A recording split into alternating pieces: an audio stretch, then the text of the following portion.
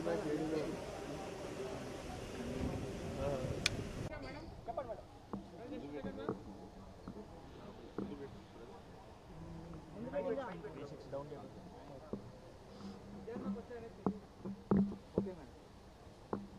తేజం, తెలుగువారి ఆత్మ గౌరవం మొత్తం ప్రపంచానికే చాటి చెప్పిన శ్రీ నందమూరి తారక రామారావు గారు 103వ జన్మదిన సందర్భంగా ఈరోజు ప్రపంచంలో ఉండే తెలుగు వాళ్ళందరూ మరి ఘనంగా ఆయన వేడుకలు జరుపుకుంటూ ఉన్నారు.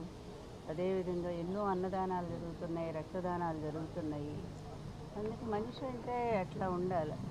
చనిపోయినా కూడా జీవించి ఉండేటువంటి వాళ్ళు చాలా తక్కువ మంది ఉంటారు. అట్లాంటి మహానుభావుల్లో మొదటి స్థానంలోనే ఎన్టీఆర్ గారు ఉన్నారు. ఆయన భార్యను అవటం నిజంగా నేను ఎన్ని జన్మలు చేసుకున్న పుణ్యమో నాకే తెలియట్లేదండి. అదేదో తెలిస్తే ఇంకా ఇంకా కూడా తపస్సు చేయాలని అనిపిస్తూ ఉంది. అట్లాంటి మహానుభావుడి పిల్లాలిగా నేను ఎప్పుడూ ఆయన్ని ఒక దేవుడిగా ఆరాధిస్తూనే ఉన్నాను. ఇప్పటి వరకు కూడా ఆయన ఆశయాలు కొనసాగించడానికి ఇప్పటి వరకు కూడా ఒక్క అడుగు నేను వెనక్కి వేయలేదు. అదే ఆశయంతో నేను ముందుకు నడుస్తూనే ఉన్నాను.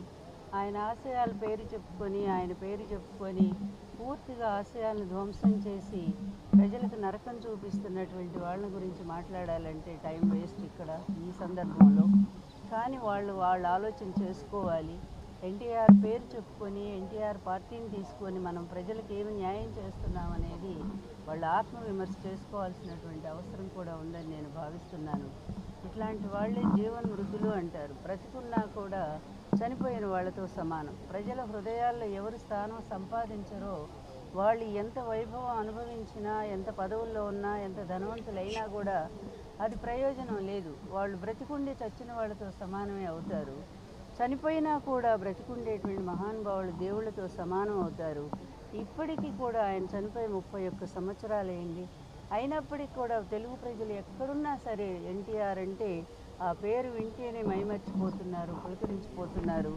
ఆయన కోసం మరి ఎన్నో చేస్తూ ఉన్నారు, ఎన్నో కార్యక్రమాలు నిర్వహిస్తూ ఉన్నారు, ఎన్నో దానాలు చేస్తున్నారు. ఇక్కడ రేవంత్ రెడ్డి గారు కూడా విగ్రహం